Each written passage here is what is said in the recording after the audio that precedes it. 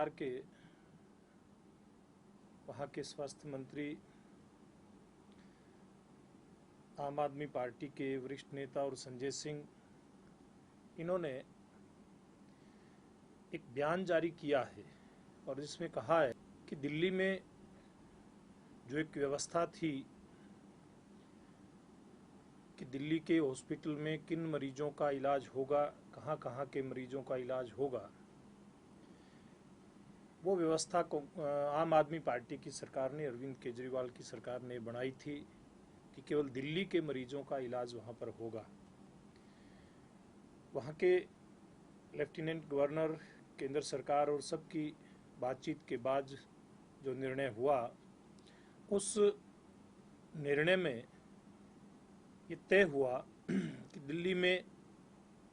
कहीं के भी मरीज अपना इलाज करवा सकते हैं, यानी कि दिल्ली नहीं पूरे देश में कहीं का मरीज कहीं भी इलाज करवा सकता है। ये एक बात वहाँ के फैसले से निकल करके आती है। और आम आदमी पार्टी के नेता संजय सिंह और सत्येंद्र जैन जी कहते हैं कि ये फैसला हमारी हरियाणा और उत्तर प्रदेश की जो भारतीय जनता पार्टी की सरकारें हैं उनके दबाव में लिया गया है, ताकि हमारे जो यहाँ के कोरोना संक्रमण से पीड़ित जो मरीज हैं उनका इलाज हम दिल्ली में करवा सकें। मैं समझता हूँ कि वैसे तो देश सबका है, कोई कहीं भी इलाज करवाए, ये देश की एक व्यवस्था है, फेडरल सिस्टम है देश का। लेकिन आम आदमी पार्टी के जो नेता हैं वो आज से नहीं, हमेशा से एक बात कहते आए हैं, जब वो किसी भी काम के अंदर विफल होते हैं तो अपनी विफलता का ठीकरा किसी दूसरे के सिर पर फोड़ते हैं। और वर्तमान में भी यही हो रहा है कि जब अरविंद केजरीवाल जी के नेतृत्व में वहाँ की सरकार दिल्ली के कोरोना संक्रमण से पीड़ित अपने नागरिकों को ना ही तो वो ठीक प्रकार की सहूलियतें दे पा रही है और ना ही वहाँ ऐसी व्यवस्था बना पा रही है कि ये संक्रमण वहाँ तेजी से ना फैले, और उल्टा इसका ठीकरा फिर वो भारतीय जनता पार्टी की, चाहे केंद्र की सरकार है नरेंद्र मोदी जी की, या भारतीय जनता पार्टी की हमारी हरियाणा और उत्तर प्रदेश की सरकारें हैं, उनके ऊपर फोड़ते हैं। बल्कि वो तो एक बात कहते हैं कि हरियाणा के कारण से दिल्ली के ऊपर दबाव है, वहाँ जो बेड की जो कमी दिल्ली के अंदर आज दिखाई देती है वो हरियाणा और उत्तर प्रदेश के जो पेशेंट हैं वो उनके वहाँ जाकर के एडमिट होते हैं, इसके कारण से हो रही है। लेकिन मैं एक बात कहना चाहता हूँ, आम आदमी पार्टी के नेताओं को बताना चाहता हूँ कि हरियाणा के अंदर दिल्ली के एक नहीं सैकड़ों ऐसे लोग हैं जो रिकॉर्डेड है कि वो दिल्ली के निवासी हैं और आकर के हरियाणा में उन्होंने या तो इलाज करवाया है और या दिल्ली से जो निकल करके आए हैं उनके कारण से हरियाणा प्रदेश के अंदर कोरोना संक्रमण से पीड़ितों की संख्या में बड़ा इजाफा हुआ है। चाहे वो फिर शुरुआती दौर में दिल्ली के मरकज से आने वाले वहाँ के लोग थे, या फिर उसके बाद बड़ी संख्या में जो दिल्ली के लोगों का हरियाणा में आना जाना रहता है, चाहे वो आज़ादपुर मार्केट के कारण से हो, और या फिर हमारे ऐसे भाई जो दिल्ली में जाकर के किसी भी रूप में सेवा करते हैं दिल्ली की, चाहे वो पुलिस के नाते या अन्य सरकारी सेवाओं में, वहाँ अपनी जान जोखिम में डाल करके वो वहाँ पर दिल्ली के लोगों की सेवा करने का काम करते हैं। और जब कभी कभार वो घर आते हैं तो दिल्ली से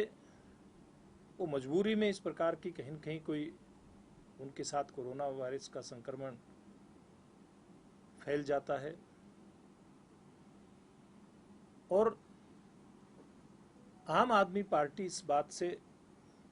बखूबी जानकार होने के बाद भी, सारी बातें जानने के बावजूद भी इस बात पर राजनीति करने से बाज नहीं आ रही। आज अगर बात करें तो दिल्ली से जो सैंपलिंग होती है हरियाणा में, गुड़गांव की लैब में बड़ी संख्या में दिल्ली के लोग अपनी सैंपलिंग करवाते हैं, अपना कोरोना वायरस का टेस्ट करवाते हैं। ये सारी जानकारी होने के बावजूद भी इस प्रकार की वहाँ पर जो बातचीत दिल्ली में आम आदमी पार्टी के नेताओं द्वारा की जा रही है, ये निंदनीय है। ये अपनी जो उनकी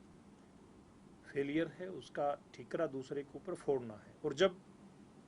उनको लगा कि ये गलत बात आ गई, लोगों ने इस बात के ऊपर अपनी टिप्पणियां देनी शुरू कर दी, तो फिर दिल्ली के मुख्यमंत्री एकाएक, जैसे पहले पलटी मारते रहते हैं वो लोग, और आकर के कहते हैं कि ये तो सब लोगों की साझी लड़ाई है, सबने मिल करके करना चाहिए। तो इस प्रकार की इस कठिन समय के अंदर जो राजनीति की जा रही है, उससे आम आदमी पार्टी के नेताओं को, वहाँ के मुख्यमंत्री को बाज आना चाहिए। ये सारी जनता एक एक बात को देख रही है, हर बात का नोटिस ले रही है, और वो इस बात को भी देख रही है कि किस प्रकार से दिल्ली से जो हरियाणा के अंदर जितने भी कोरोना पॉजिटिव पेशेंट आए, कभी हरियाणा की सरकार ने या किसी भी नेता ने, चाहे वो भारतीय जनता पार्टी का नेता है या कहीं कोई दूसरे का नेता है, कोई आरोप प्रत्यारोप नहीं किया और ना आगे होने वाला है। लेकिन मैं आपके माध्यम से आम आदमी पार्टी के नेताओं को ये कहना चाहता हूं कि वो इस प्रकार की जो राजनीति है उससे बचें और ठीक प्रकार से जो वहाँ के दिल्ली की जनता है उनकी सेवा करें।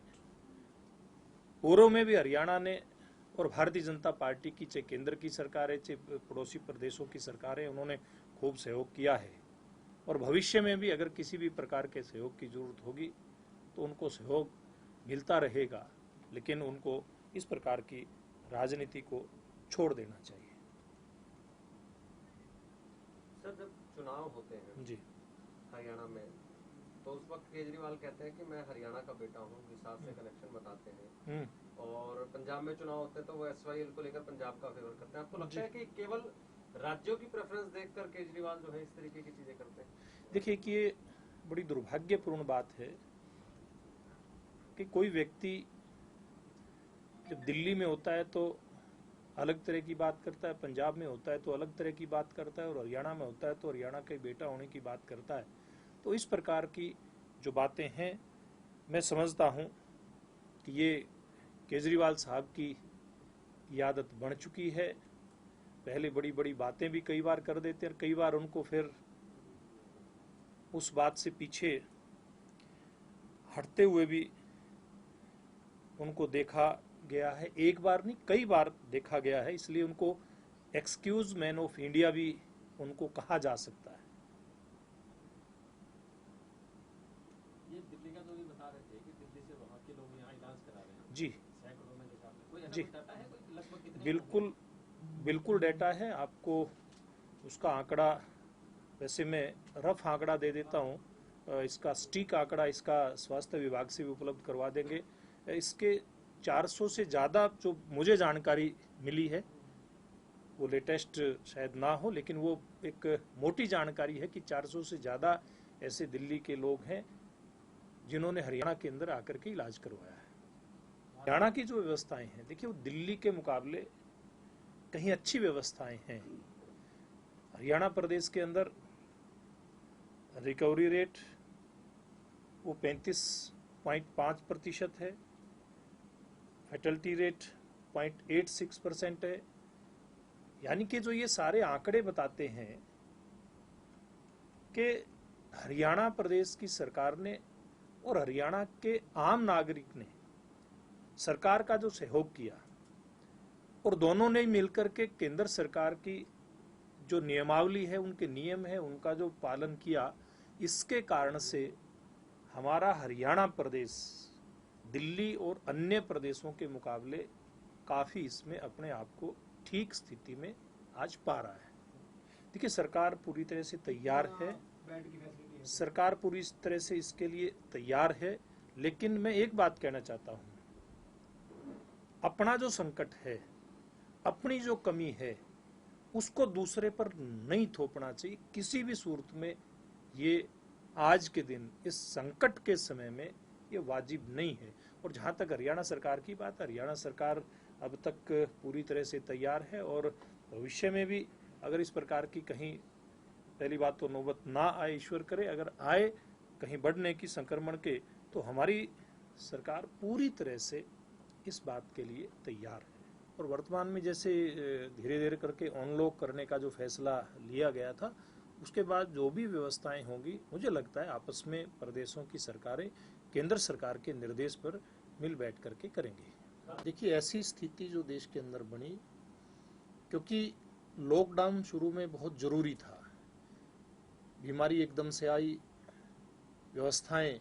क्योंकि बीमारी नहीं थी तो इसको रोकने के लिए व्यवस्थाएं भी पूर्व में कोई स्वाभाविक है कि नहीं थी। जीरो व्यवस्था से शुरू होकर के, चाहे उसमें हमारी पीपी किट की बात हो या फिर इनकी टेस्टिंग किट की बात हो, सारी व्यवस्थाएं जो शुरू में खड़ी की, और एकदम से ये लोगों के बीच में इसका डर और खौफ ना फैले, इसके लिए लॉकडाउन बहुत ज़रूरी था। और उसके कारण से मैं समझता हूँ देश के अंदर कोरोना के संक्रमण को रोकने में देश की जनता के सहयोग से हमारे देश की सरकार कामयाब भी हुई। और धीरे धीरे करके, क्योंकि व्यवस्थाएं पटड़ी पर लेकर के आनी होती है, और ये भी अलग अलग सरकारों ने अपने जो तैयारियां की, उसके कारण से लग रहा था कि उनके इलाज की, अगर संक्रमण फैलता है तो व्यवस्था वहाँ की सरकारों ने कर रखी है केंद्र सरकार के सहयोग से। तो ये जरूरी था कि अनलॉक करने का फैसला इस स्थिति में लिया जाए, क्योंकि देश की जो अर्थव्यवस्था है उसको भी पटड़ी पर लेकर के आना जरूरी था देश के लिए। इसलिए फैसला बिल्कुल ठीक दिशा के अंदर फैसला ये लिया गया था। मैं समझता हूँ भविष्य में भी इस प्रकार की जो समीक्षा रहेगी, वो समीक्षा के आधार पर आगे सरकारें फैसला लेंगी।